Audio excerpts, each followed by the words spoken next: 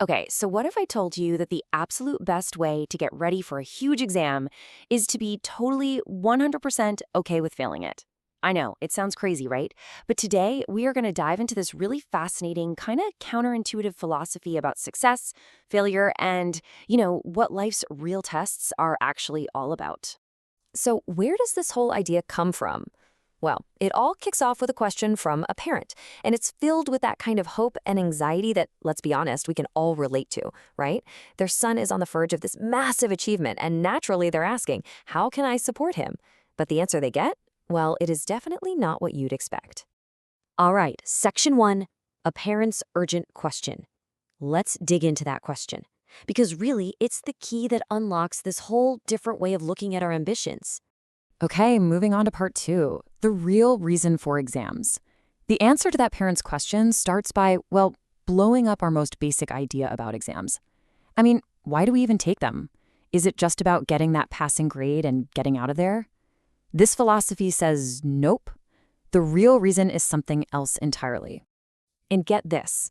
The claim here is that for over 70% of people who fail an exam, it's not because they don't know the material, not at all. It's because their whole attitude, their fundamental approach is just wrong. They get so laser focused on that one single goal, passing, that they completely miss the bigger picture of what the test is for. So, here's the big shift in thinking.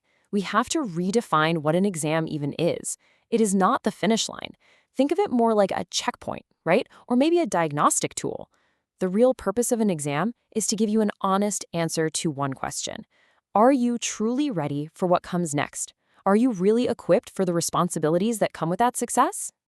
All right, section 3. And this is where things get really interesting.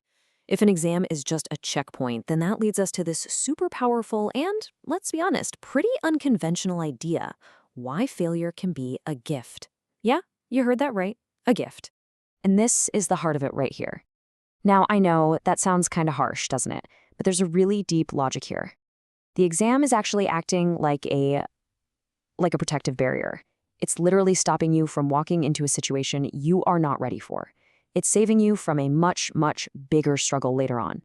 I mean, this is a complete 180 from how we normally think about things. On the one hand, you've got conventional wisdom, which tells us pass at all costs, fear the stigma of failure. But this new perspective, it flips that completely on its head. It says we should actually be way more afraid of the hardship that comes from succeeding before we're ready. So, why is passing when you're not ready so dangerous? Okay, let's just walk through it. Step 1, you somehow pass, you land the position. Maybe you just got lucky. But step 2, you don't have the real skills, so you're immediately hit with immense hardship and struggle. And what's step 3? You're eventually forced out, or you just quit.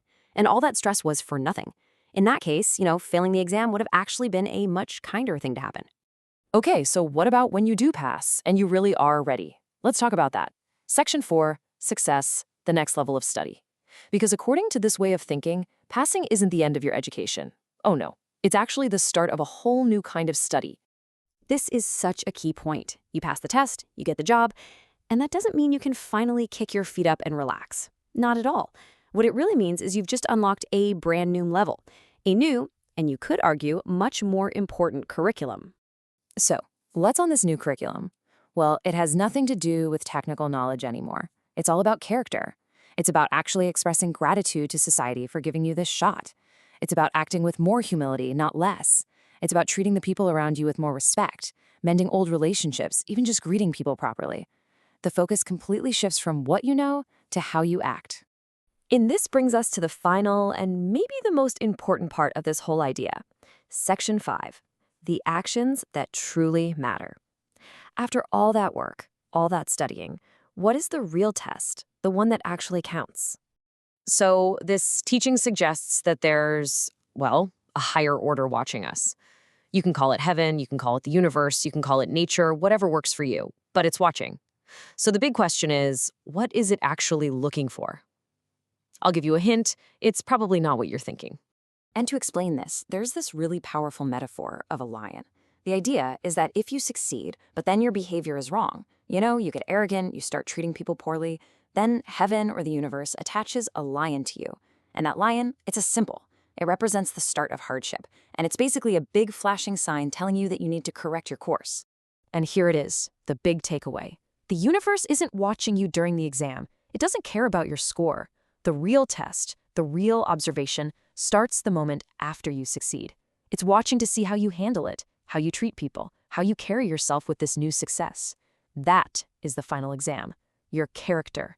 That's what's really being graded here. And that really brings this whole thing right back to us, doesn't it? It leaves us with a really fundamental question we have to ask ourselves about our own goals. Are we just preparing for the test, or are we preparing for success itself? Are we getting ready for the wait, the responsibility, and the true test that comes after we've already passed?